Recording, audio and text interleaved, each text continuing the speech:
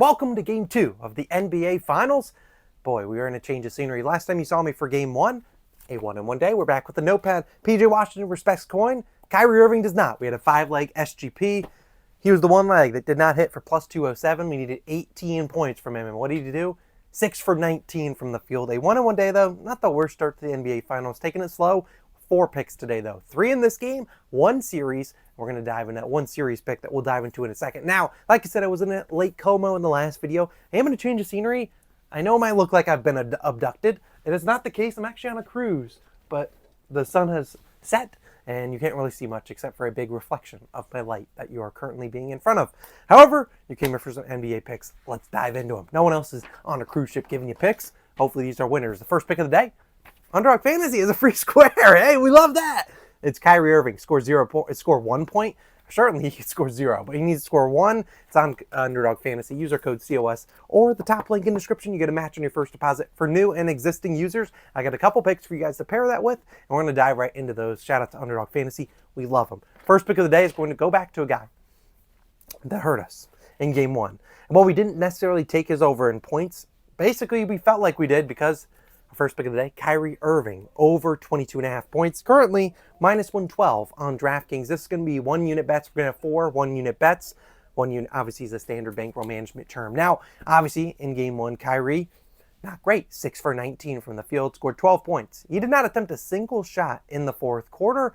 Obviously, he was one of the main catalysts to why they lost and got blown out. He obviously did not play the last, 4 or 5 minutes of the fourth quarter. I'm anticipating Kyrie Irving playing much better today. Obviously, the Celtics, a very good defensive team. I'm not coming out here and saying, Drew Holiday, you're getting cooked today. Derek White, you're getting cooked. No, those guys are really good defensive guys, but at the same time, it's Kyrie Irving. I mean, we've seen him make time and time shots that we've seen him make time and time again, all in Game 1. He just happened to be missing them. He was missing layups, getting blocked at the rim, things like that we're accustomed to seeing Kyrie Irving make. I'm confident he gets closer to 20, 25-ish points tonight. 22.5, his line was 23.5 in Game 1. I think he dominates in Game 2. I think he steps up, plays a big role in this game. I think he obviously has to play better. He can't possibly, knock on wood, wherever wood is, can't possibly play worse than he did in Game 1. I think he plays a lot better. And if he gets the field goal attempts, 19, which he saw in Game 1, like I said, not a single field goal attempt in the fourth quarter. I think he has a good chance of getting it done. When he attempted 18 field goal attempts this year, over an 82% of games. I think he dominates, gets us 23 points, cashes our first play of the day. Obviously, we talked about the Celtics before, give up a lot of pull-up jump shots. Notepad is delivering a winner. Kyrie Irving over on points, first pick of the day. Second pick, we're going to go to a guy that respected our money in Game 1, and we're going right back to him. Shouldn't be a surprise. PJ Washington. We took his over in PRAs in Game 1. Today, we're just going his over in points, 11.5, minus 125 on Bet365, another 1-unit play. Now, I know there are a couple books out there that had this 11.5 line a little bit more juiced at like minus 130, minus 140. I don't love, obviously, laying juice on a points line. I did consider, like I said, in Game 1, we took his PRA line. That's at 19.5. I don't mind that. But if I am going to pivot off of the 12.5 points, which I would pivot to probably a 17.5 points plus rebounds line, I like that a little bit more. But let's talk about why we like PJ. Well, in Game 1, like I said, he came through. We had his PRAs. He had 14 points, 8 rebounds, 1 assist. The assists obviously aren't that going to be plentiful for him, which is why I don't love the PRAs. The difference between PRAs is 17.5 to 19.5. I don't want to count on PJ to have to get 2 assists. So if I had to take one or the other, it'd be points first. If this goes to 12.5, take the points plus rebounds. But he only had 10 rebound chances, so I don't want to count on a ton of rebounds from him. But 14 points, great. 11 field goal attempts, only shot 5 of 11, missed all 3 of his threes, but did get to the free throw line 6 times. Did miss 2 of them, so 4 for 6 from free throws, but not terrible if you're shooting 4 for 6. But we think about PJ Washington. I've talked about this time and time again. The Celtics, while they will give up a lot of points to Kyrie, hopefully, and Luka Doncic, the Mavs are going to need a third scorer. And is it going to be Derek Jones Jr.? Probably not. Is it going to be Daniel Gafford? Probably not. Derek Lively? Probably not. You're going to need a guy like PJ Washington to consistently score points. Sorry, I'm sweating. Our AC's not working a whole lot in here, but I'm still cooking up some winners for y'all. We're in the kitchen in here, but I think PJ has to play well. And I don't necessarily know if he's dropping 25 points. Probably not, but I think he can consistently get 12 plus points. I just think this line's still too low. 12.5 is a sharp line because I feel like he likes to end on 12, but look, I will take this. If they keep setting it at 11.5, I will keep taking it over and over again. PJ Washington, going to respect our money. I really like his over in points. Look, it might seem crazy to take his over again, but I don't care. PJ respects our money, and if he even starts knocking down some threes, watch out, may score 20 points. But 12, even in a game he didn't score, hit a single three, still got 14 points. He's going to play a lot of minutes. The only other guy outside of Kyrie and Luka that played over 30 minutes, he will play some minutes. Give me PJs over in points. Now my third pick, which will be a player prop. It will actually be a same game parlay. And shout out again to Trina behind the camera. We'll have Trina's POD in a moment. We got a two-leg SGP. Two legs. Tatum, Luka Doncic, both to get 8 rebs. Simple as that. Minus 113 on FanDuel. Now, if you recall, in game 1, I had an SGP. We had that plus 207. We lost because of Kyrie not getting 18 points. Of the 5 legs, 2 of them actually were these 2. And I was just going to take it as a straight bet in that video. I decided off of it because, I don't like to force a ton of bets into game 1. We chased some value. Obviously got burned. I'm running this back because it cashed easily in game 1. I'm confident this is going to cash pretty easily a lot of times in this series. So we look at Tatum. Obviously, he had, 11 rebounds on, I think, 15 rebound chances. And then you had Doncic, 10 rebounds on 14 rebound chances. I talked about it heavily then. When these two guys are in the game, they are the number 1 rebounders on their respective teams. Are they the tallest guys on the court? No, but the way that they play defense and who they're guarding against, they're always down there for rebounds. So you'll see Tatum, number 1 rebound on the Celtics. And regardless if Kristaps or Al Horford plays more minutes tonight, it doesn't matter to me. He's going to be grabbing some boards. And then Luka on the other side, look, like I said, Daniel Gafford and Derek Lively are going to be stretched out of the paint because of Al Horford, who made some threes, and Kristaps, who obviously had a big game in game 1.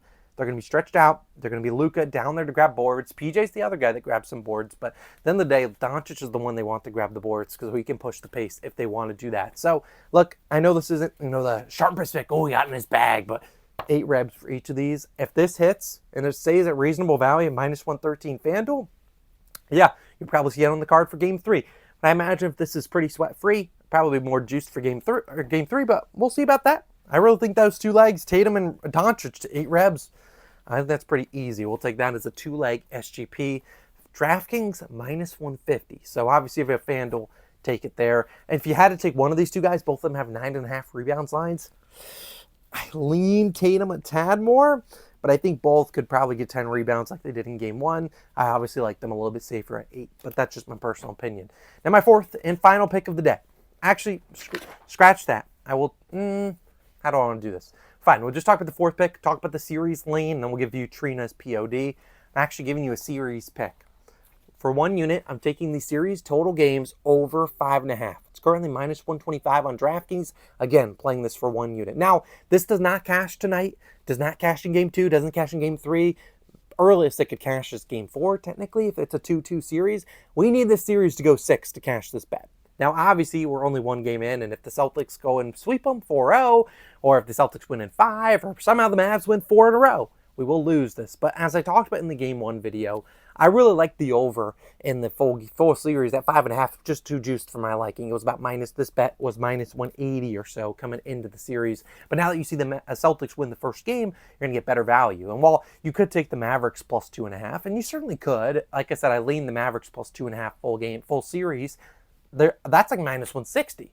So we're getting, the only way Mavs plus 2.5 in the series and this don't hit at the same time is if the Mavs win 4 in a row. And if the Mavs win 4 in a row, that might cap to them. But I just don't see that happening. I think this series at least goes 6 because I think the Mavs are a really good team. We've talked about them before.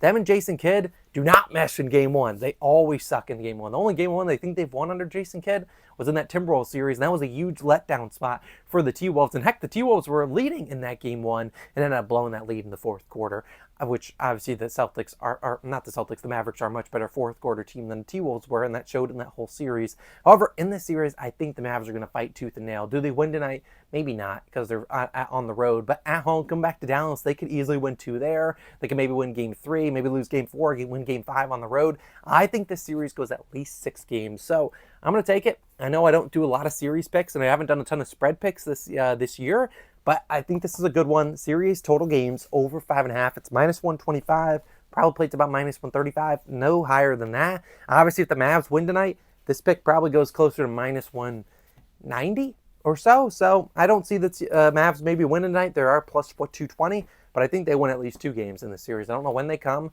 but all it takes is the Celtics' bad shooting night or, heck, Luka to go off one night, and they probably get that win. So, 4th pick of the day. And I know it's crazy, 4 picks, technically 3 in this game, then 1 that we're going to track towards the rest of the season. Series, total games, over 5.5. We need to go 6 games. So each team needs to win at least 2, and I think we get that done. Now, finally, I'll wrap up with who I think wins or covers this game and who I think, and we'll go with Trina's POD. If I had to lean, I would lean the Mavs plus the points. Not my favorite lean. I like the Celtics in the first game a lot more than the Mavs I do on game 2, which is a personal lean on that one. I lean the Mavs plus the 7, plus 7.5 or so. But Trina's POD, she lost in game 1. She had Luka Doncic over in PRAs. Had a chance. Obviously got yanked with 5 minutes left, so that's not going to help. And he didn't get really any assists. 1 assist. That's terrible. However, today she's going with another assist prop. Mr. Drew Holiday, over 4.5 assists. I believe he had 5 assists in game 1, 9 potential assists, and maybe she's getting deep in her bag. She's 6-4, so it's a big one. We don't want to go to 6-5. Want to go to 7-4 would be much nicer. Obviously, it is Trina. We appreciate her for tuning in and recording the video behind the cameras right now. But those are our favorite picks of the day. A recap of them. We will talk about the first one. Kyrie's over in points. PJ Washington over in points. Then we had the Luka and Tatum 8 rebounds apiece, and then the final one, which we technically won't track after this game, but it will be the series team total or series total games over 5.5.